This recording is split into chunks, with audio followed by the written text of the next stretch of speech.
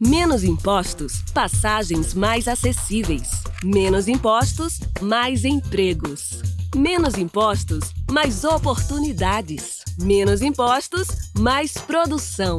Menos impostos, gás mais barato. De um lado, o governo da Paraíba corta impostos em todos os setores da economia. Do outro, tem mais emprego, mais oportunidades para quem quer trabalhar e produzir e descontos para quem precisa. Governo da Paraíba.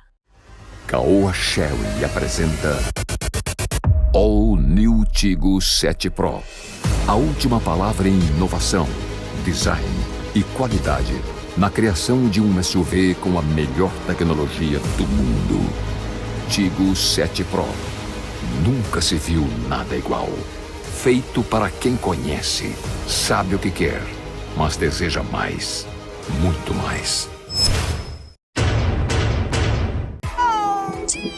Quer saber o motivo de tanta alegria? Essa dupla perfeita pra você. Assine o combo BrisaNet mais Netflix e tenha muito mais diversão.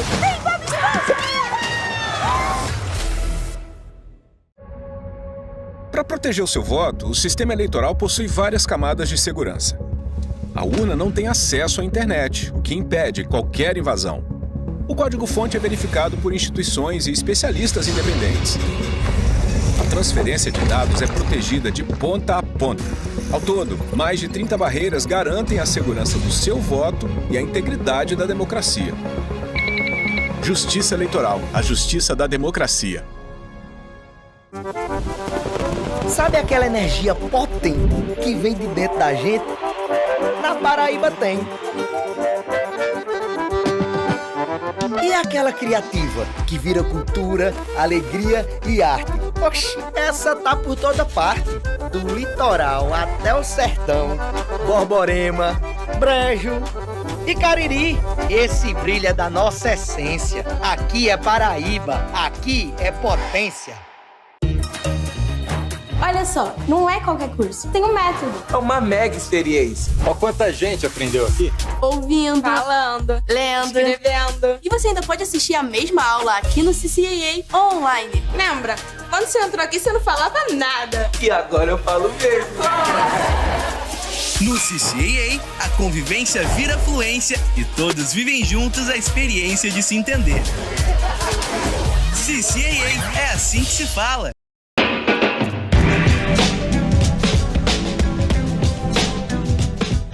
Bom dia, boa tarde, boa noite, boa madrugada. Aqui é o professor Deusimar Dias e estamos iniciando mais uma edição do programa Funes Cultural, essa parceria da Fundação Hernando Sátiro com a TV Sol e a Rádio Tabajara, quarta temporada do programa Funes Cultural, mais de 150 horas de gravação sobre a nossa cultura, sobre a nossa educação, sobre o nosso cotidiano cultural aqui do Sertão da Paraíba. E o programa de hoje muito especial, recebendo, né, ele que já é figura cativa, que toda vez que ele vem aqui no programa, gente, é uma novidade, é um bate-papo muito bacana. Então estou recebendo aqui o historiador Damião Lucena, né, e hoje está muito bem acompanhada. Então, além do nosso querido Damião Lucena, estamos recebendo aqui nos estúdios da TV Sol, no programa Funes Cultural, o querido Pedro Lima, ele que é responsável pelo acervo documental do artista José Lima, para vocês terem um conhecimento cada vez maior sobre a história da arte aqui na região. O José Lima é um pintor nacionalmente conhecido e um dos grandes trabalhos reconhecidos nacionalmente do José Lima é aqui na cidade de Patos, lá na Catedral de Nossa Senhora da Guia. Então estamos com essa dupla hoje para conversar um pouco sobre cultura, sobre arte, sobre o acervo e sobre a exposição que está acontecendo lá na Catedral de Nossa Senhora da Guia durante as festividades da Festa de Setembro. Então, Damião Lucena, seja muito bem-vindo ao programa Funes Cultural. Pedro Lima, seja muito bem-vindo ao programa Funes Cultural. Muito obrigado. Eu, na verdade, venho aqui acompanhando Pedro, porque nós nos encontramos pelas ruas do destino exatamente na interseção de José Lima, o pintor, o artista plástico, né, que em 1949 começou todo o seu trabalho que se eternizou em Patos e que hoje é uma referência, como você bem colocou, uma referência até internacional, né? Então, no trabalho de pesquisa e divulgando também o responsável por todo aquele nosso acervo, né, que é um patrimônio histórico e cultural, nós tivemos os primeiros contatos, né, com os seus familiares, notadamente com Pedro, que reside no estado de Sergipe, e a partir dali a gente começou um verdadeiro intercâmbio, né, juntando informações, a gente o suprindo com relação a Patos e ele nos trazendo também informações sobre José Lima. E o certo é que esse trabalho ganhou uma dimensão e a gente abriu efetivamente uma perspectiva de um reconhecimento, porque Patos efetivamente tem uma dívida grande com José Lima e o Brasil precisa conhecer efetivamente esse artista. Então a nossa alegria é em várias direções, mas principalmente porque a gente conseguiu trazer José Lima de volta a Patos depois de 70 anos praticamente. E essa tem sido, na verdade, a grande satisfação da família, porque é interessante que desses primeiros contatos, que foram em 22, né, nunca mais deixamos de estar trocando ideias e aprendendo, inclusive, com o Damião. De fato, nós devemos a Damião todo o conteúdo que hoje consta no nosso site, que é o site oficial de José Lima, joselima.net.br, e está lá todo o conteúdo que foi possibilitado exatamente pelo Damião. E fora isso, quantas ideias a gente vem trocando. Inclusive, eu agradeço a ele esse momento de estar aqui em Patos, porque a gente já vinha conversando algumas vezes essa possibilidade, mas não queria chegar aqui de mãos vazias, né? Não queria chegar aqui apenas como um visitante que veio conhecer a festa. A gente tinha que fazer alguma coisa.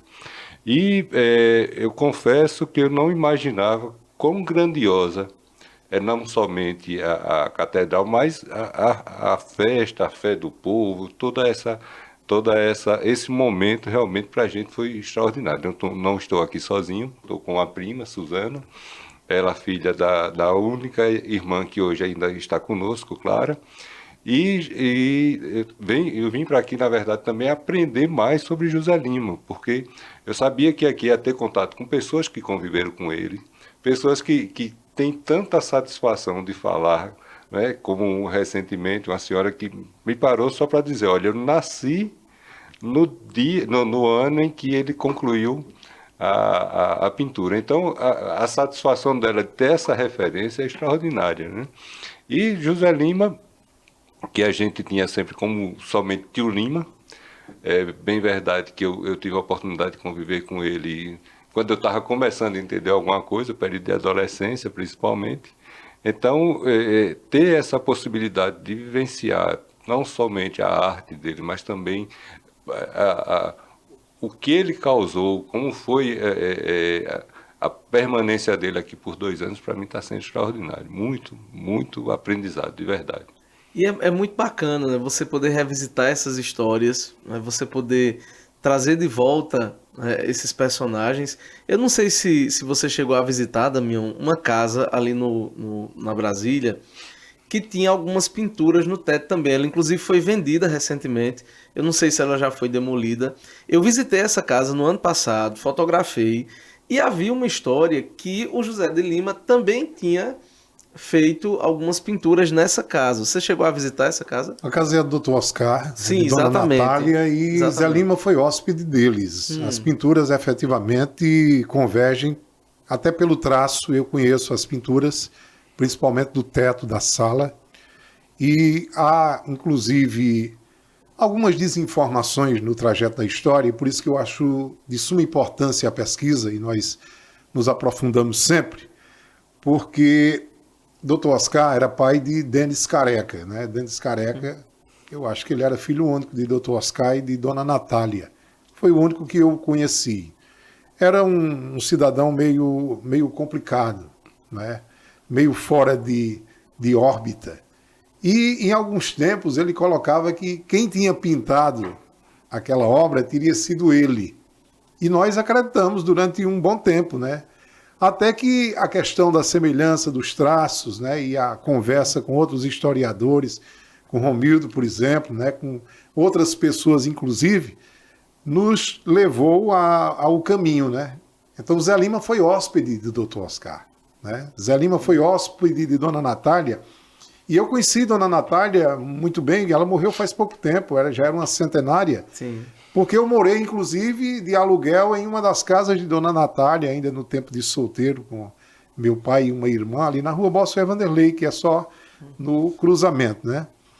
Inclusive, nós estamos pensando em visitar o local para, pelo menos, documentar em fotografias, né? Porque a informação que nós temos é que ele foi comercializado, salvo engano, com os empresários do Hospital São Francisco, né? Notadamente o doutor Francisco de Assis, e eu vou ver se a gente consegue conversar com ele, até para documentar, para saber quais são as pretensões, né? Sim. Naturalmente, nós não sonhamos com nenhum sistema de tombamento, porque o processo é longo, né?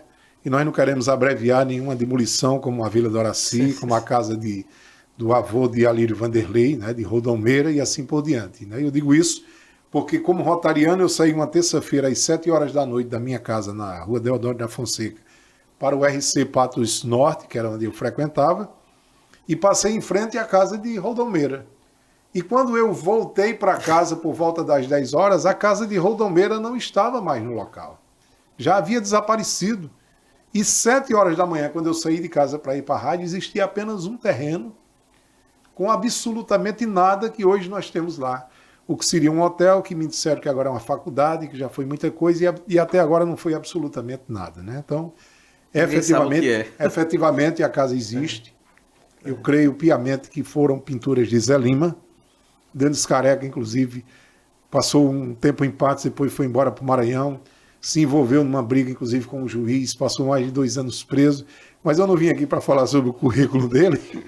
É apenas algumas interseções que nos levam ao descobrir da história, né, dos caminhos e assim por diante. Então, e uma coisa que me impressionou muito nas pinturas foi o cuidado, né? Porque, assim, havia a restauração daquelas pinturas. Você percebe que houveram alguns retoques e a tinta não estava uma coisa de 50, 60, 70 anos lá.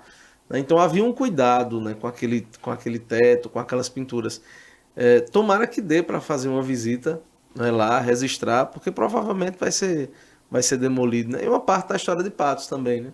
Inclusive essas histórias que você contou agora, isso faz parte de uma história marcante aqui da região, de saber onde é que ele ficou hospedado também, né? E tudo. É muito bacana, porque, inclusive, quando se fala da passagem de José Lima para cá, não foi só uma passagem, né? É um dos trabalhos que deu uma grande visibilidade a ele, inclusive hoje, na sua biografia artística.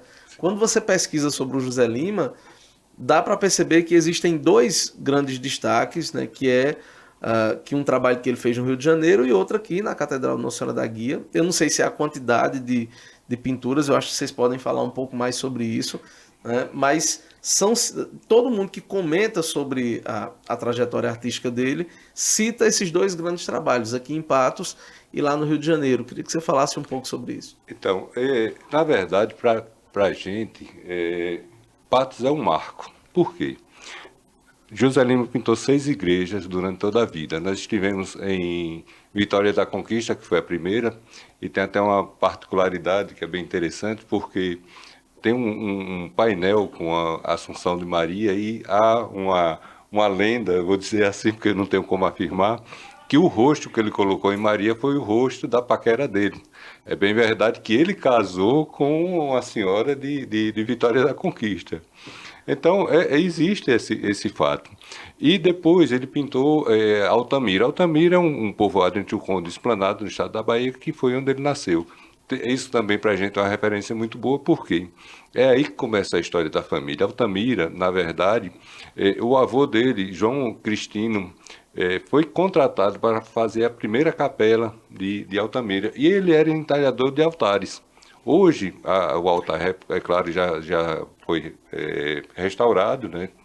Mas o altar construído pelo avô é emoldurado pela pintura do neto, né? De José Lima. Mas depois disso ele veio para Recife, ele veio morar em Recife em 47, e aí foi quando ele veio para aqui para Patos. Então, eu poderia dizer o seguinte, que foi em Patos que ele aperfeiçoou a pintura de igrejas, a pintura decorativa de igrejas, que ele começou ainda com Aldo Mezzedini, quando era seminarista. Então, para a gente, Patos é um marco. E por que eu posso afirmar isso? Elementos que ele colocou aqui na catedral, ele levou para São Januário, para a Estância, e quando saiu daqui, porque ele voltou para Recife, pintou a igreja do Sagrado Coração de Jesus, a Basílica, que é a igreja do Salesiano, tem elementos, só que ainda não tive a oportunidade de ver de perto. A gente conseguiu fotos, né, contratadas, enfim, respeitando sempre os direitos autorais. Sim. Mas, assim, elementos que estão na igreja aqui de Patos, a gente encontra em Estância, que é a minha cidade, a minha terra natal, e eu tive a oportunidade de ir a São Januário, que é uma coisa maravilhosa, realmente são 600 metros quadrados de pintura, 3 anos de trabalho. Inclusive, tem uma informação para a gente extraordinária. Eu não sei se lembra da época do Canal 100, do Carlos Niemeyer, né? Que era aquele cinejornal que passava antes dos filmes, isso. Carlos Niemeyer, ele filmou José Lima pintando. E ele fez um recorte que colocou no trailer, né, no cinejornal, mas ele fez um filme chamado Um Artista em Êxtase, que é coisa de 30 minutos. E nós estamos procurando esse filme, né? Pena que teve aquele problema da Cinemateca, enfim. Sim. Mas a gente queria muito. Nós temos a referência, inclusive de censura e tudo mais, tem a documentação, mas o filme seria extraordinário. Mas voltando, eu tive a oportunidade de ir a São Januário, né? Eu espero que os vascaínos deem valor, né? Porque a igreja continua maravilhosa. Eu não sei como é que está o Vasco, né? Mas, enfim. Está ruim. Mas os elementos que ele colocou em São Januário, porque foi interessante que lá em Estância, um historiador ele questionou se realmente José Lima tinha pintado ou se teria só restaurado.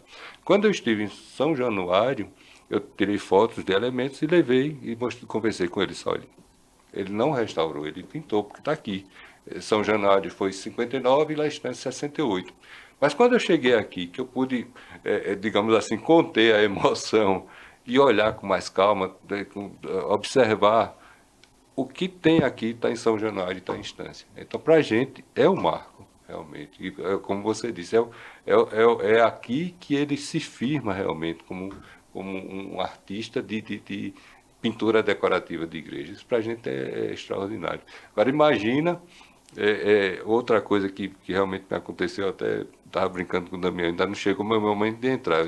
Eu cheguei aqui na sexta-feira e somente no final do sábado é que eu entrei na igreja.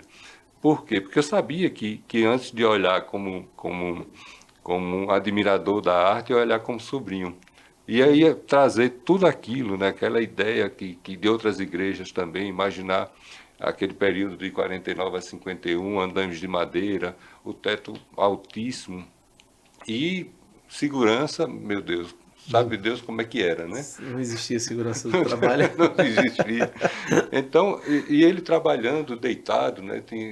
Outra senhora nos disse, olha, eu saía para a escola e passava aqui, só via aquela mãozinha mexendo na tinta. Era uma mãozinha, né? Porque a altura do teto é uma coisa extraordinária. E depois eu pude realmente parar com calma, olhar a proporcionalidade das figuras, né?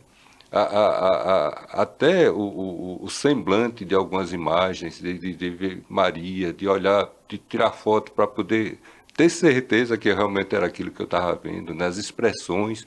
Eu estou maravilhado com isso aqui. Eu acho que eu já não estou falando somente como sobrinho, sabe? Mas como alguém realmente que admirou, que admira esse trabalho como extraordinário. Damião, você está feliz, né, com esses encontros, de ter proporcionado essa revivência, né, desses momentos? Na verdade, eu costumo dizer que ninguém gosta daquilo que não conhece, né? Efetivamente, o âmbito da pesquisa, ela lhe surpreende de várias formas, né? Naturalmente, nesses 40 anos que eu ando garimpando as coisas de Patos, a gente também consegue adentrar em outros universos, né? E tudo isso eu acho que é o que mais compensa, né? Dizer também que Zé Lima conseguiu uma outra particularidade para Patos, né?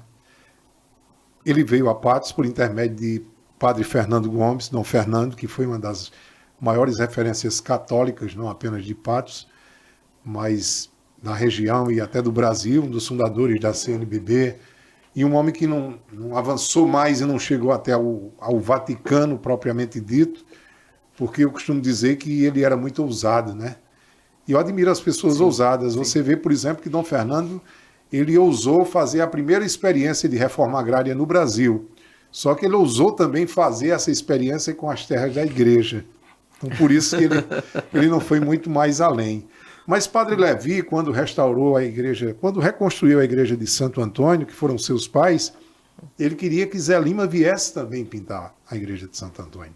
Mas a comunicação naquele tempo era muito aquém e ninguém conseguiu localizar Zé Lima. Ele chegou aí a São Paulo, ao Rio de Janeiro, procurando Zé Lima, e foi nessa viagem, quando ele desistiu, porque não havia perspectiva de localização, que ele conseguiu comprar aqueles azulejos que permanecem até hoje na igreja, que é o Velho e o Novo Testamento. Sim. E ele comprou uma empresa lá que só existia aquele, e eram azulejos portugueses, e ele conseguiu comprar fiado. Era um padre, né? Tinha um acesso melhor na época, e comprou esses azulejos fiado e veio embora para Patos, e ficou esperando aqui a mercadoria chegar, mas apareceu alguém que queria comprar o material à vista e por um preço melhor, e chegaram a oferecer a ele, inclusive, uma quantia em dinheiro para ele desistir, e ele não desistiu, e eu sempre digo que eu tenho dúvida se ele pagou. Mas eu estou colocando isso porque ele, não tendo localizado Zé Lima e tendo trazido esse monumento para cá, né, como substituto, hoje nós temos um título mundial, né? Porque igrejas que retratam o Evangelho em mosaicos, como a de Santo Antônio, só existem duas no mundo, que é uma em Meca, que é a primeira, e a segunda em Patos. E se você levar para o lado de que a de Patos, ela tanto reflete o Antigo como o Novo Testamento, aí Patos é a primeira do mundo. E foi mais uma ajuda de Zé Lima, porque em ele não ser localizado, Padre Levi teve que encontrar uma alternativa, né? Então a gente vê também a influência que Padre Fernando Gomes, que terminou como bispo e arcebispo de Goiás, né, tinha naquele tempo, de trazer um cara que tinha uma formação em Milão, na Itália, né, um profissional que você, observando a pintura dele, que você vai ter a oportunidade de ver os quadros dele, uma pessoa disse, e disse com muita propriedade, em 1949 esse homem já fazia 3D, né, que 3D é uma coisa bem nova. Sim. Por conta da prospecção, né, por conta dos ambientes que ele conseguia colocar dentro de sua tela, uma verdadeira fotografia, né? Então eu acho que realmente é um personagem importantíssimo na história de Patos, e eu fico feliz porque a Garagem Cultural de Patos, a partir do final da exposição, que está acontecendo na Festa da Guia, vai ter uma exposição permanente de Zé Lima, porque nós temos um quadro, uma tela de Zé Lima, que vai ser exposta na garagem, que vai ser fixada na Garagem Cultural de Patos, né, que eu não tenho grandes ambições, né, eu acho que o povo, a população tem que ter acesso a esse tipo de trabalho, porque ele é inspirador, né? Não é o fato de que você não é um artista plástico que uma tela daquela não pode lhe inspirar para qualquer aptidão que você tenha, né? Sim, então, conhecer a história desses personagens é, antes de tudo, um motivo de enorme satisfação. E uma outra coisa, como o nosso contato era muito direto entre eu e os meus parentes de Zé Lima, lá de Sergipe, a ideia inicial de Pedro era que nós trouxéssemos a exposição para a Garagem Cultural de Patos, que ele tinha um maior conhecimento e um maior acompanhamento neste âmbito, né, por conta do trabalho que a gente faz, inclusive, nas redes sociais. E eu disse a ele que achava que seria mais interessante e até mais agregável à festa, à programação e à igreja que estava tudo ali, né? Sim. Daí porque nós preferimos fazer a ponte com o pároco, né? Colocá-lo diretamente para falar com o padre, e é um evento que vai ficar na história, já ficou na história, né? Já está sendo documentado, o quadro, inclusive, já está no site especial de leilões, que é lá de Sergipe. Sim. Já tem, inclusive, lances, né? porque ele tem um preço mínimo, naturalmente. Os lances vão continuar até o dia 23.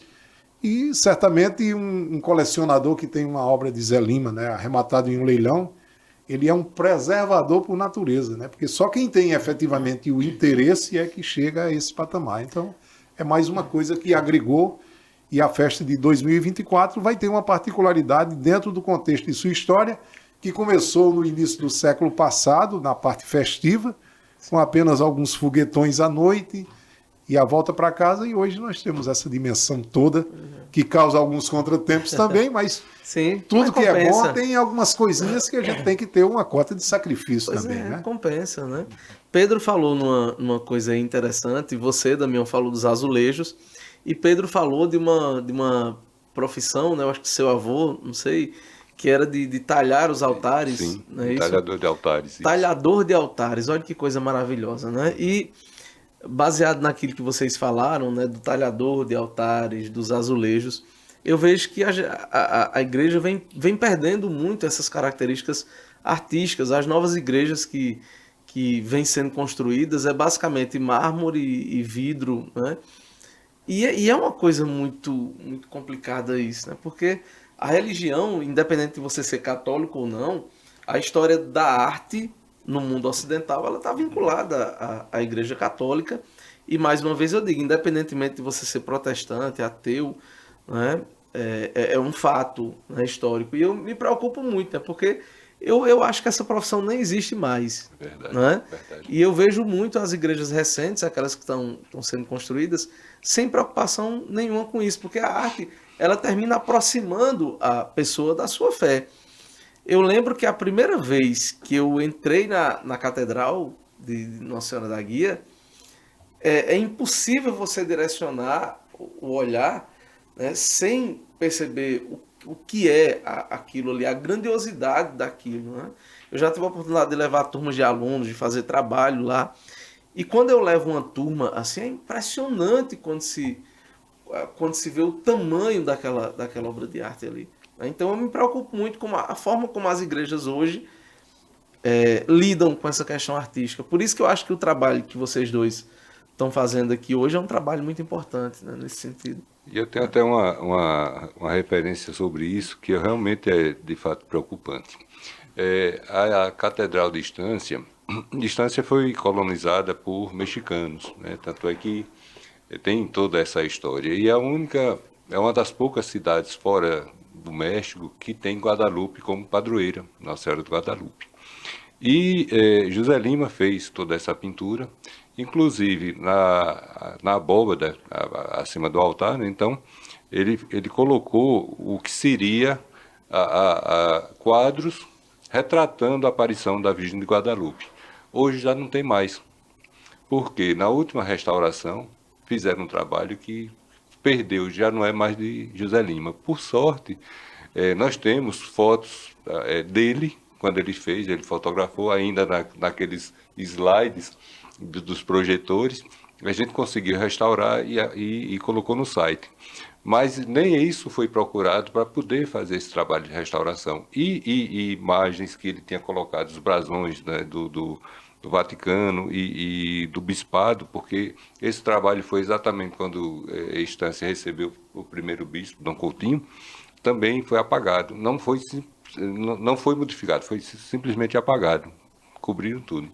E a catedral hoje está belíssima, né, com mármore, com brilho e tudo mais, mas a arte se perdeu, né? Então, eu até estava dizendo que nessa restauração, a Virgem de Guadalupe já não tem mais coroa. Então, imagina, a rainha perdeu a coroa, né?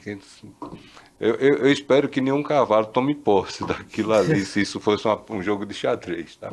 Porque, de fato, é uma perda inestimável, né? Exatamente isso. Sim. Quantas vezes eu, esses dias, tive a oportunidade de ver pessoas eu olhando para cima, fotografando, né, com um olhar direcionado exatamente àquilo que você estava falando.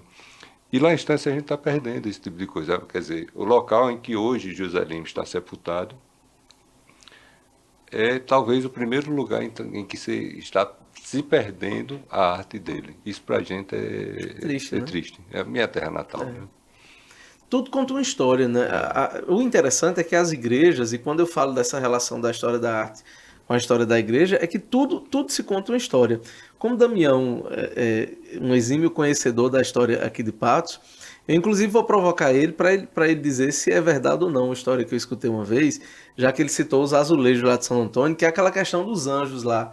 Damião, tem um monte de versão em relação àqueles anjos que estão na parte de cima ali da igreja de São Antônio. É verdade que o telhado caiu e aquilo foi colocado depois? Você já escutou alguma história? Não, na verdade foi o período de restauração da igreja, né? Porque antes era o Padre Dutra lá, né? E o pai de Padre Levi, que era seu Alexandrino, e Dona Mariana, eles sempre foram muito religiosos. E Padre Levi, inclusive, teve toda a proteção que queria, porque foi o único que se destinou a ser padre, que era um sonho da mãe, principalmente, Dona Mariana, que Dona Mariana, inclusive, ela dizia que roubava o dinheiro de Alexandrino para dar a Padre Levi, para ele ser padre, né? E o Padre Levi, ele era tão polêmico que quando ele foi para o seminário em João Pessoa, a mãe dele deu 500 contos a ele. E ele chegou em João Pessoa e mandou fazer uma batina de 500 contos de réis. Com tudo que você imaginar, ele mandou botar nessa batina. E no dia que ele vestiu ela pela primeira vez, o reitor do seminário foi lá e proibiu ele de vestir, porque era uma ostentação enorme. E ele disse, o reitor, ele disse, nem eu tiro a batina e você não tem uma dela, e é por isso que você está com inveja de mim. Meu pai é rico e o seu não é. Então ele era um meninão assim, aquela coisa. E ele era um cara rebelde também, porque ele teve passagem pelo Rio de Janeiro, né, e procurou uma colocação lá com o bispo do Rio, e o bispo não o atendeu, e ele o detratou mesmo, né, e era daqueles que Padre Levi andava com um revólver no carro, para você ter só uma ideia, né? Mas nós estamos falando dos anjos, né? Vamos tirar os satânicos que circundam às vezes Ali foi um grande pacote, né? Tanto os anjos, quanto os vitrais, quanto os azulejos vieram no mesmo montante, né? Existe muita coisa que contam também que, na verdade, são lorotas, né? São piadas no decorrer do tempo. Mas, efetivamente, quando você fala, voltando à questão da beleza artística das igrejas, né? Quando a gente fala em barroco, a gente sempre lembra de uma igreja, e que coisa espetacular, né? Que eu acho que talvez a que mais se aproxima hoje, em nível de Patos, ou a única, é a Igreja da Conceição, né? Mesmo com todas as modificações que já aconteceram, né? Mas é isso, né? As pessoas estão perdendo o senso, né? Até o senso, né? Os idosos estão efetivamente ainda resistindo um pouco, mas eu não sei, eu acho que no futuro a gente vai ter muita coisa para conhecer no papel, porque estruturalmente vai deixar de existir. Você que visitou já a Catedral de Nossa Senhora da Guia, quer saber um pouco mais sobre as pinturas do José Lima, sobre a estrutura artística do lugar, eu vou apresentar a você uma das obras, né, do historiador Damião Lucena, que ainda tem alguns exemplares disponíveis, poucos exemplares disponíveis, que é essa obra aqui. Né? Eu achei essa sacada linda, Damião, aqui. Depois eu queria que você falasse um pouco sobre essa produção, mas é o trabalho mais completo que existe sobre a parte artística da Catedral de Nossa Senhora da Guia. Um trabalho muito, muito bem feito, né, de autoria do Damião Lucena, o projeto gráfico, né, do Alex Souto. Um abraço, Alex. E assim, perfeito, né? Um material bem explicado, a produção aqui incrível, a qualidade desse material aqui é uma coisa fora do comum. Então, para você adquirir, basta entrar em contato com o Damião Lucena através das redes sociais, que você vai ter um material não só para você, mas para a sua família inteira. Eu bato muito nessa tecla, Damião, porque às vezes a gente procura muito assim, poxa, como é que eu tiro a minha criança, como é que eu tiro o adolescente do celular? Poxa, vamos dar alternativas para isso, né? Então, leva ele para um passeio, né, para dar uma olhada na catedral, para conhecer a cidade, entrega um material desse aqui, né, para que ele possa ler, para que ele possa entender um pouco sobre as características artísticas, culturais e religiosas da cidade, né, coloca para fazer uma pesquisa, interage um pouco mais. Então é um material completo, né, sobre aquelas pinturas que são fantásticas lá na Catedral de Nossa Senhora da Guia. Queria que você falasse um pouco sobre esse material, Damião. Na verdade, esse livro a gente lançou ele em 2019. Né?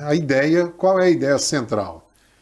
A gente poder levar a catedral para qualquer lugar do mundo. Uma pessoa que efetivamente não conhece a catedral, se ela receber esse material, ela vai receber a catedral em si, né? Inclusive fisicamente. Se você abre aqui, você está entrando na catedral. Quando você fecha, você está saindo da catedral. É as imagens que você tem. E o que é mais importante? A gente olha, contempla toda aquela beleza artística e a gente tem que saber interpretar cada ponto daquele. Cada quadro daquele é um verdadeiro livro. Então, o que é que a gente fez? A gente reproduziu e decifrou. Tem, inclusive, as pinturas que têm as inscrições em latim que nós traduzimos. E cada quadro daquele é uma passagem bíblica. Então a gente coloca lá qual é o capítulo, qual é o versículo. Porque se você quiser se aprofundar em cada ponto daquele, você tem essa oportunidade. Eu até acho, por exemplo, que esse material era para ele estar permanentemente na Igreja Catedral. Porque ninguém mais sabe quem é que efetivamente precisa de levar um material desse da Catedral do que quem toma conta efetivamente dela, porque sabe qual é a frequência. Infelizmente, desde 2019, que a gente está, tudo bem, que está bem próximo agora de esgotar a tiragem. Mas já se passaram praticamente 5 anos, né? Mas nós ainda estamos com esse material. E o que eu acho mais interessante, algumas pessoas chegam e dizem, rapaz, esse livro foi lançado esse ano, e pessoas que convivem efetivamente com a gente, né? E a gente se dispõe, inclusive, a disponibilizar uma parte para a igreja. Às vezes eu reclamo e não acham bom. E eu acho bom quando eu faço uma reclamação certa, que alguém não acha bom, porque quando eu vejo que aquele alguém não acha bom, não é porque o trabalho não foi feito como devia, né? Talvez, eu não sei se existe algum... Mas tudo bem. Eu acho que a persistência é uma coisa interessante. E você veja, quando eu lancei aquele projeto do livro de 1064 páginas sobre Patos, aí algumas pessoas acham que a gente está louco, porque viabilizar o projeto, um projeto que custou 60 mil só a impressão, mas há uma forma. Por isso que eu estou agora para lançar, Deusmar, em dezembro. Aquilo que você recebeu, ganhou 50 e recebeu 30. Nós recebemos um prêmio nacional de 50 mil, recebi 37, porque o leão do imposto de renda ficou com 13 lá. E a contradição é o seguinte, no Brasil tem uma lei que diz que publicação é isenta de imposto. Agora, um prêmio que você recebe do próprio governo, destinado a uma publicação, não é. E outra coisa mais interessante ainda, eu vou lhe dizer agora. Você sabe que quando a gente contribui muito com o imposto de renda, a gente recebe um elemento chamado restituição, que não é tudo, mas é alguma coisa. Eu imaginei, já que eu tive que pagar 13 mil de imposto, a minha restituição vai ser extraordinária. Foi exatamente 0. Por quê? Porque tem uma lei que diz que um prêmio que você recebe do governo, o imposto que você paga, não serve para restituição. Então, está tudo restituído, né? Está tudo. Então, e você botou a publicação para frente. E como eu estava dizendo a você, o que é importante é que você faça o trabalho, né? Se você vai publicar ele hoje ou amanhã, por exemplo, no dia 7 de dezembro vai completar 32 anos do assassinato de Paulo Porto e Alba Liene. O livro está pronto, já está pronto. Terminei o livro agora, porque ele tem, só o processo tem 5 mil páginas, o processo. E eu tinha que trazer essas 5 mil páginas para 148 páginas. Né? Inclusive com imagens fortes, com tudo. Enfim, vai dar um problema danado, porque tem muita gente que foi citada que está viva ainda e as pessoas não querem que você retrate um acontecimento. Tudo que está no livro tem embasamento no processo. E eu acompanhei tudo, porque eu inclusive convivi com o Paulo durante 8 anos, com meu colega de rádio, e vou lançar ele. O nome do livro é Porto Morto, está pronto para ir para a gráfica, e a nossa pretensão é que seja em dezembro. Eu não estou querendo desenterrar nenhum defunto, eu estou querendo que a sociedade tome conhecimento efetivo de como o caso aconteceu, como tomou conhecimento da Cruz da Menina, que já tem 100 anos, né? Para que não haja, inclusive, precipitação de interpretações. Né? Sim. Eu já fui ameaçado, já fui intimidado por conta disso, né? Mas qual é o trabalho que você não corre risco hoje, né? Você veja, Zé Lima pintava aqueles quadros, aqueles afrescos lá do teto da catedral, naquela altura, como ele colocou aqui, num andaime de madeira, deitado à noite. Não tínhamos andaimes de ferro com travas. Segurança. Ali era tudo na corda, né? Pau de agave aqui e acolá. E o cara tinha que se apegar aos santos mesmo, né? Talvez pelo fato de ter sido na igreja. Então as pessoas se acomodam às vezes, ou temem de fazer alguma coisa, e por isso a gente está perdendo muita coisa da história.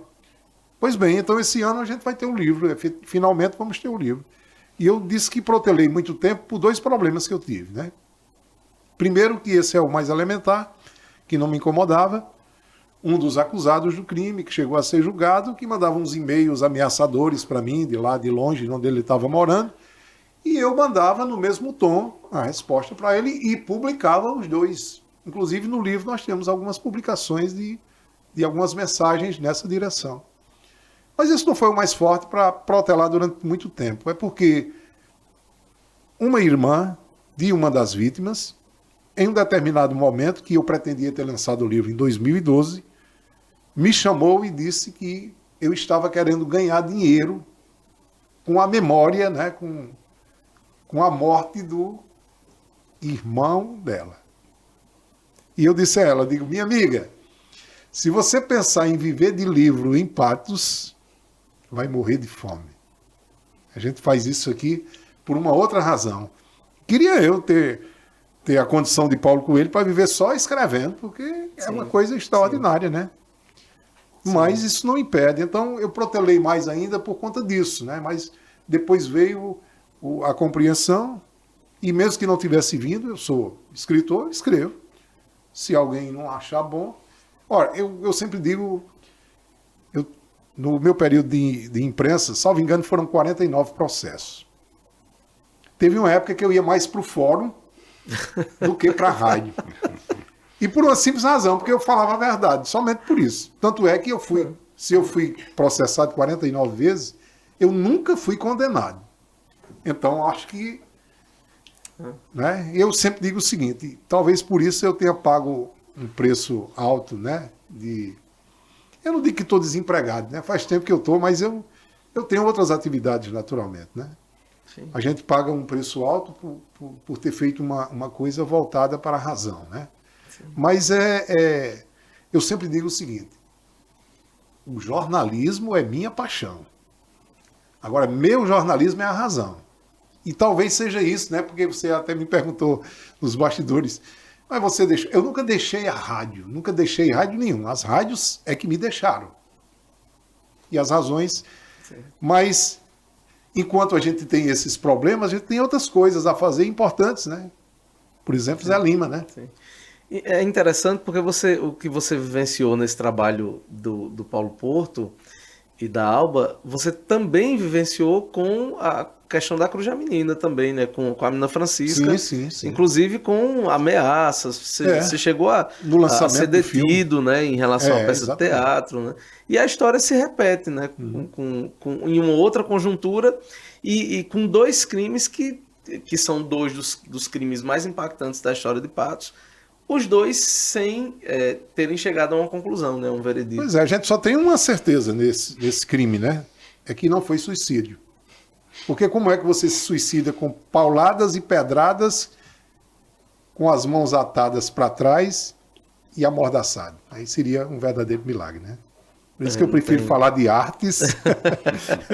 Mas vamos fazer um programa só para a gente falar sobre o livro, viu? Vamos fazer o lançamento lá na Fundes, inclusive, porque é um livro que eu particularmente, eu era criança na época e foi uma comoção gigante, e eu tenho um interesse muito grande em conhecer um pouco mais, né, desse processo. Pedro, eu queria que você falasse o seguinte, nós conhecemos o José Lima, artista, nacionalmente conhecido, mas você conhece o tio né, José Lima, dentro da tua convivência, né, com o seu tio, quando é que você descobriu a sua obra, a sua fama? Qual foi o momento da sua vida nesse processo de convivência? Foi com ele vivo, já foi depois que ele faleceu, que você, olhando a sua obra e o reconhecimento, disse assim, poxa, olha o tamanho disso que ele construiu. Eu tive a oportunidade de, na adolescência ainda, né, eu comecei a trabalhar com 15 anos e, digamos assim, nas primeiras férias eu consegui juntar para ir para o Rio. O desejo era ir para conhecer, né, e passar um período de férias com o tio Lima, na verdade. E isso aconteceu, fomos eu, minha mãe e uma outra irmã, uma tia Maria, minha mãe Tarsila e a tia Maria. Fomos ao Rio. E foi interessante porque, assim, a gente sempre teve tio Lima como um bom vivan, porque ele teve períodos de ateliê lá em Estância, alternava, mas eu era muito pequeno nesse período, não tive realmente a oportunidade de presenciar. Eu vi tio Lima pintando quadros no Rio e depois em outras oportunidades. Mas a convivência lá do Rio foi muito interessante, porque aquele bom vivan que a gente conhecia lá em Estância, que chegava, que passava, que os amigos levavam, que eu não vou dizer assim que ficava de farra todos os dias, mas era muito interessante porque, assim, não só os sobrinhos que puxavam ele, mas também os amigos de Aracaju, enfim. Tinham nomes muito conhecidos na família, pessoas da cultura, inclusive lá de Sergipe. E lá no Rio foi interessante porque, inclusive, eu tive a oportunidade de, passeando com ele, indo na direção até do ateliê, ele disse, olha, aquele ali é Carlos Drummond de Andrade, que era amigo dele. Então, você começa a ter referências também das relações que ele tinha, né? Ele conhecia Vinícius de Moraes, Carlos Drummond, quer dizer, mesmo nas artes, ele tinha, inclusive tem um fato que ele era surdo, usava um aparelho, e às vezes ele até desligava o aparelho porque ele só queria ouvir o que interessava. Mas ele tinha um círculo de amizade que era exatamente o pessoal da cultura, das artes e tudo mais, e isso me chamou muita atenção. Por quê? Porque lá em casa, lá em Sergipe, é claro, tinha os amigos, professores, diretores de escola, enfim. Mas quando você começa a ver aquelas outras referências que você sempre escutou e tem a oportunidade de conhecer, então ali já me despertou. E uma certa feita, hoje em dia eu não pinto nem um sete, mas eu comecei a querer estudar com ele, querer que ele me ensinasse, e todas as vezes que ele ia à Estância, ele me dava umas dicas de pintura. Eu terminei fazendo até algumas coisas, foi bem engraçado, que uma certa feita eu fiz uma paisagem, ele disse, o céu está maravilhoso. Eu disse, ô tio Lima, só o céu, ele disse, o resto você ainda precisa aprender. Então, era assim, né? Figuras humanas, me ensinava realmente como desenhar. Eu parei naquele tempo porque eu digo que, felizmente, a minha referência era enorme, né? Digamos assim, os meus... a minha referência de arte era muito grande para mim à época, né? Então tinha começado passo a passo e eu queria muito saber já o que ele sabia. Isso realmente não dava certo. Mas assim, a vivência, né, e o aprendizado que de fato a gente tinha um artista na família, e principalmente uma coisa que tio Lima tinha, ele era, eu diria assim, eu não vou dizer a ovelha negra da família, mas era o rebelde da família, porque viver de artes, né, muitas vezes era marginal. Então, nem mesmo a família tinha nele digamos assim, aquela seriedade, até porque ele realmente era aquela pessoa inspirada. Então, ele compunha poesias, né, sonetos, ele gostava muito dos sonetos, era digamos assim, fã de Humberto de Campos, ele gostava de declamar. Navio Negreiro, de Castro Alves, ele interpretava, ele não só declamava, ele interpretava, que era uma coisa assim extraordinária. Então, eu não vivi alguns desses momentos porque era muito pequeno à época, né? Mas eu tive a oportunidade de ver coisas desse tipo. E quando eu realmente tomei consciência daquele José Lima, que das artes, infelizmente, ele nos deixou. Então, quando ele faleceu, eu estava com 22 anos. Então, eu diria assim que dos 14, né, aquele período de socialização, né, que a gente começa o trabalho e tudo mais, começa a entender um pouco mais, foi muito pouco para entender realmente. E uma outra coisa é que, um fato muito pessoal, né, quando meu pai faleceu, que era muito amigo dele, inclusive ele foi padrinho de casamento dos dois, foi ele que foi o Cupido, né, que apresentou meu pai à irmã dele, à família. Então, quando meu pai faleceu, ele tomou a gente como filhos, de verdade. Ele se voltou muito para a família. E tinha essa relação muito dedicada, muito delicada, porque ele realmente, quando estava conosco, ele me puxava a orelha, né? Ele me chamava muita atenção para algumas coisas. E eu sempre tive uma gratidão enorme, não só essa questão das artes, mas principalmente pelo ser humano que ele foi conosco, né? Comigo, com a minha irmã principalmente. E eu sempre fiquei naquele sentido de que um dia eu teria que agradecer de alguma forma. Como é que faria isso? Foi quando, no centenário dele, veio a ideia do site, que era exatamente o que eu trabalhava, e aí daí veio essa necessidade, inclusive, de chamar a família, voltar os olhos da família para aquele gênio, né, não só das artes, mas como ser humano, inclusive. Mas com a preocupação de que, pelo menos, as gerações seguintes conhecessem o tio Lima, como a gente conhecia. Porque, infelizmente, até na família estava se perdendo. Tem um fato curioso, porque José Lima morou no Rio, mas antes do Rio, é até interessante o que Damião estava falando a respeito de não ter sido encontrado, quando ele saiu daqui de Patos, ele voltou para o Recife. Ele morava em Recife, veio aqui para Patos e depois voltou para o Recife, e foi quando ele pintou a Basílica do Sagrado Coração de Jesus. Certamente, se o padre Levi tivesse procurado no Recife, teria achado. E é interessante porque, inclusive, esse contrato que ele fez para pintar, isso foi documentado, nós temos recorte de jornal com essas informações todas. Infelizmente, a comunicação, né, Damião?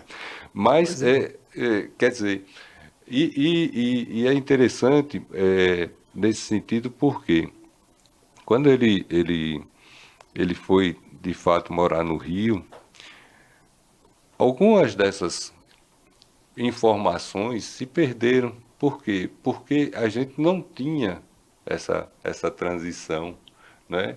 Essa informação da passagem dele, por questões até de família. Ele tinha um irmão que era bispo, que foi padre, né? Bispo, e esse irmão era o foco da atenção da família. Quer dizer, um artista que vivia de artes, né, que chegou no Recife praticamente desconhecido, e o outro que, numa família tradicionalmente católica, que era o centro das atenções, inclusive por ser irmão mais velho. Sim. Então, José Lima, para essa descoberta de José Lima, né, como estava dizendo, no centenário, que eu comecei a pesquisar, que eu comecei realmente a buscar informações em jornais. Eu já tinha muita coisa, recortes, inclusive, que ele guardava, que muita coisa do ateliê dele ficou conosco, né, ficou comigo.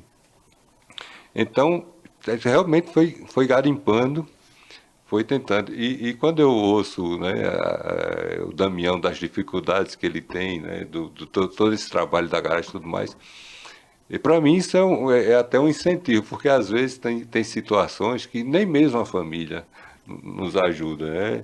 E foi interessante porque quando nós fizemos o site pelo centenário e a exposição lá em Aracaju, fechando as comemorações do centenário, teve um amigo, né, assim como um parente, que disse: olha, Pedrão, você é doido. E eu disse: não, eu sinto muito, mas é pior, eu sou devoto.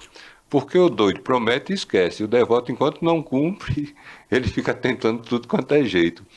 E é assim que tem sido ultimamente, né? Buscando, né, com o que tem na mão, com os amigos, com os recursos próprios, agregar esse conhecimento, principalmente uma preocupação nossa é que a família conheça, porque é essa família que eu espero que possa levar adiante, né, esse conhecimento de José Lima. Essa é a expectativa, né? Mas... E faz toda a diferença esse trabalho da família em relação à preservação. Né? Damião e Pedro falaram sobre a questão do quadro, né, que está em leilão, e eu estava dando uma olhada aqui, achei, né, uma das referências aqui, para vocês terem uma ideia daquilo que é a grandiosidade da obra do José Lima. Em um dos quadros disponíveis aqui nesse leilão, já são 37 lances. Né? Foram feitos 37 lances aqui desse quadro. É uma procura, né? Um reconhecimento interessante, né? Porque mostra o que foi a grandiosidade. Eu queria que vocês falassem um pouco sobre a exposição, convidassem as pessoas para participarem da exposição, questão de horários, o local, né? E podem ficar à vontade. A exposição ela começou exatamente no primeiro dia da festa, né? Pedro, inclusive, chegou com Suzana aqui no dia anterior e vai se estender até o final da festa, até o dia 24, né? Tanto é que a gente manteve alguns contatos, já fez algumas divulgações com relação às escolas, né? Se há interesse, né, de levar algumas turmas, porque eles estão à disposição, né, o dia inteiro, todos os dias aqui, vieram para dedicação exclusiva, né? E o certo é que depois da exposição nós ainda teremos uma réplica, né, que é exatamente o quadro que ficará na Garagem Cultural de Patos, né, que eu espero que as pessoas assimilem bem na exposição. Certamente nós teremos a repercussão também do evento. E estamos lá todas as noites, né? Depois da novena, geralmente é quando nós temos uma frequência maior, mas eu acredito que deva aumentar com a proximidade, principalmente no próximo final de semana, né? Que é quando as pessoas estarão retornando às suas terras natal, né? Que é o que se espera dos filhos ausentes, né? Que sábado e domingo certamente é o dia que eles vão escolher, já que o encerramento da festa vai ser numa terça-feira, né? E sobre a exposição em si, naturalmente, quem está levando a efeito as informações é o Pedro, né? Que é inclusive o responsável por todo o acervo, né? Ele que efetivamente tem esse conhecimento das minúcias do que está sendo apresentado lá, né? Pode ficar à vontade. Nós gostaríamos, na verdade, trazer uma quantidade maior de quadros, mas como toda a questão da logística, são peças únicas, são obras delicadas, então nós trouxemos 18 peças e, inclusive, relíquias, né, como a paleta, os pincéis, esboços também que estão aqui. E a ideia, na verdade, foi trazer os ambientes que ele viveu, né? Ele, como eu disse, ele foi seminarista, e locais que ele viveu também, que ele morou, como o caso de Recife. Aí tem um quadro da Capela Dourada de Recife, tem o quadro da Igreja de São Francisco, que é um quadro que a gente tem um carinho enorme, não só pelo tamanho, mas pela riqueza de detalhes. Quadros lá de Sergipe, como a Ordem Terceira de São Francisco, que virou selo também. Então, são referências, e principalmente nessa questão que a gente diz que é a temática principal de José Lima, né? Que é o ambiente religioso, com a perspectiva, com a luz e sombra, com os elementos da religiosidade. E a ideia realmente era essa, era agregar até a emoção também, porque nós trouxemos 2 quadros que são bem especiais, que um é a figura humana, que é o meu pai, o quadro que ele fez do primeiro grande amigo dele, né, que ainda eles conheceram ainda no seminário, numa época em que, para estudar, ou seria seminarista ou seria militar. Sim. E por sorte que foram seminaristas, porque naquela época, se fossem militares, talvez tivessem ido para a guerra, né? Então, e o outro quadro, que é esse sim, que e vai a leilão, que está disponível no site, que é o Pio X, o São Pio X, né? Esse quadro ele fez e presenteou um amigo dele lá em Sergipe, o Monsenhor Afonso Medeiros. Quando a família disponibilizou, eu entendi que era um quadro que deveria vir para cá, inclusive por tratar-se de realmente de uma figura que desperta a fé. E a gente torce muito que alcance um valor significativo.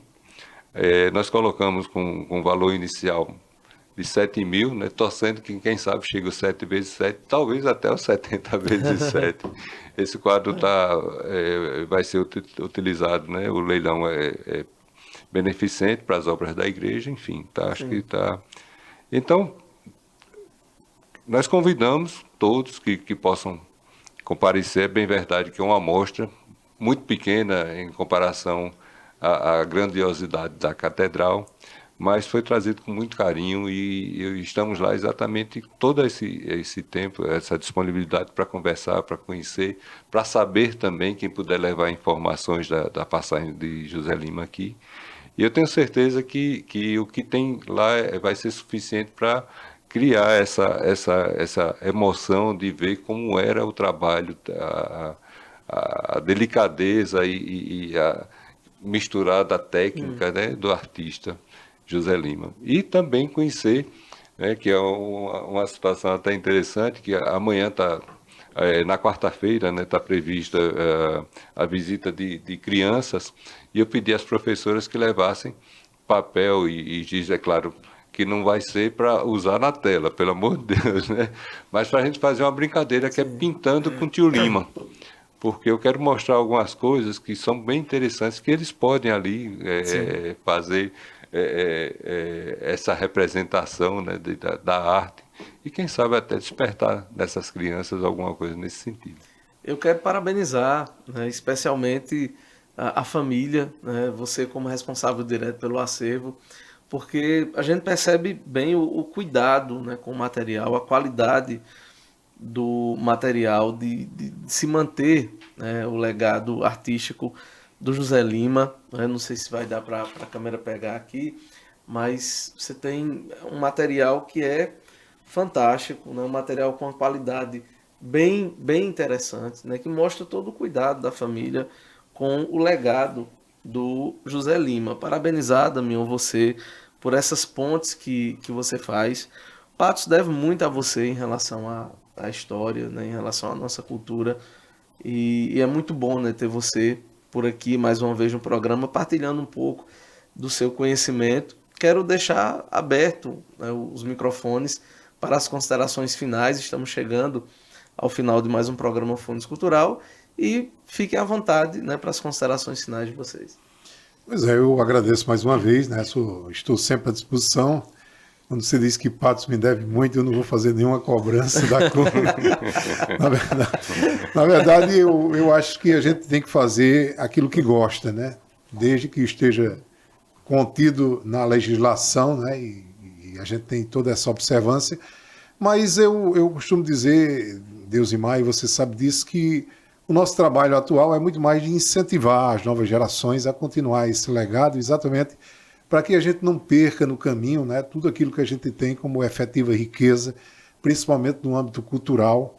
A cultura só engrandece, né? Você, quando fala na leitura, o Ariano Suassuna, né, que era uma figura que está eternizada pelo que realmente fez, e ele dizia que o maior presente que ele ganhou na vida foi aprender a ler, porque depois que ele aprendeu a ler, ele conseguia viajar pelo mundo inteiro sem sair de casa, né? Conhecer através da leitura. Então, nós também estamos lá com alguns exemplares, né, da publicação, lá na exposição, à disposição das pessoas, e eu espero que essa exposição seja um marco, né? Um marco de um desenvolvimento maior na nossa cultura, né? Então, um povo sem história é um povo sem memória, um povo sem cultura é um povo sem riqueza alguma, né? Então, vamos continuar insistindo, né? Não desistir jamais, porque ninguém consegue mudar nenhuma realidade sem dar o primeiro passo, né? Às vezes a gente vai favorável a ela, Às vezes a gente vai contrário, mas sempre consciente da responsabilidade de cada um perante a própria história. Eu agradeço a você e mais uma vez cumprimento a todos os que fazem a TV Sol e a todos os que nos acompanham. Essa é uma oportunidade extraordinária, porque, inclusive, a nossa gratidão, a gratidão da família, a Damião, é enorme. Não só pelo fato dele ter feito essa ponte, mas também que é realmente ele que tem sido, talvez assim, o nosso grande incentivador para continuar trabalhando. Não só pelo que oferece de conhecimento, tudo, mas até pelo exemplo, não é? E estar aqui em Patos está sendo algo que realmente vai ser memorável, que eu vou carregar aí para toda a minha vida. Né? A forma como eu fui recebido, a maneira como as pessoas estão mostrando esse carinho que tem com José Lima e principalmente esse aprendizado que eu estou tendo nesses dias aqui. Vocês realmente estão de parabéns. Agradeço muito essa oportunidade de estar aqui e principalmente de poder levar tanto que eu aprendi aqui esses dias, que eu continuo aprendendo, e convidar para que possam estar conosco. Eu fico lá à disposição se quiserem marcar com estudantes, com grupos específicos. Eu tenho um enorme prazer de receber. Eu até brinco que, nesse caso aí do material, quem conhece Zé Lima termina sendo devoto, então tem que ter a medalha, né, do devoto de Zé Lima, que aí... Mas é principalmente isso, de ter vindo para um lugar que José Lima sempre fez parte, né, da história. E hoje eu posso dizer com toda certeza, né? Porque como ele mesmo falava, que era baiano de berço, carioca de profissão, sergipano por amor, de que agora ele é paraibano por adoção, porque só um filho é que fez um trabalho como ele fez aqui, mas principalmente porque ele foi realmente muito querido, muito bem recebido. Muito obrigado pela oportunidade de estar aqui. Muito obrigado. Então, bacana, viu? Inclusive, nós vamos usar as redes sociais da Fundação Hernando Sátiro para também divulgar a exposição, para que vocês possam conhecer o trabalho do José Lima que está sendo exposto lá na Catedral de Nossa Senhora da Guia. Estamos chegando ao final de mais um programa Funes Cultural, uma parceria da Fundação Hernando Sátiro com a TV Sol e a Rádio Tabajara. Semana que vem estaremos juntos novamente com mais uma edição desse programa. Um abraço, pessoal, até mais.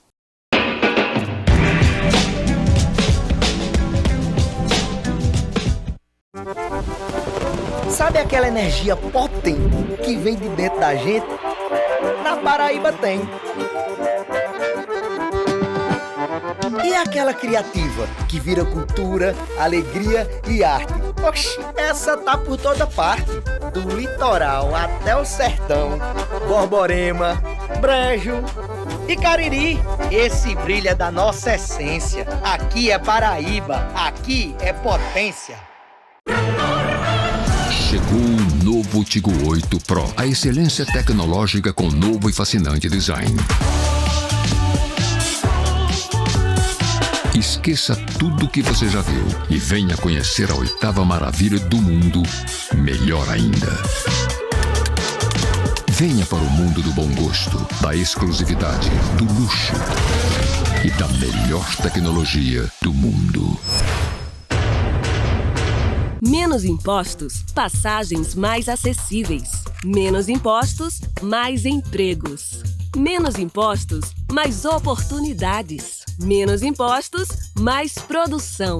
Menos impostos, gás mais barato. De um lado, o governo da Paraíba corta impostos em todos os setores da economia. Do outro, tem mais emprego, mais oportunidades para quem quer trabalhar e produzir e descontos para quem precisa. Governo da Paraíba.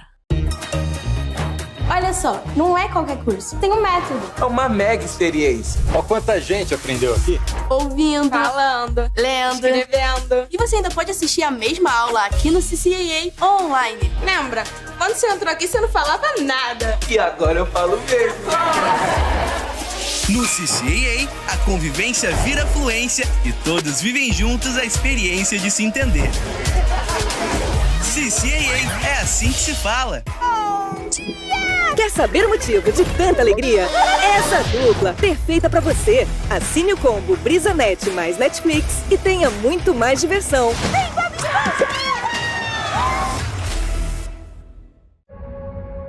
Para proteger o seu voto, o sistema eleitoral possui várias camadas de segurança. A urna não tem acesso à internet, o que impede qualquer invasão. O código-fonte é verificado por instituições e especialistas independentes. A transferência de dados é protegida de ponta a ponta.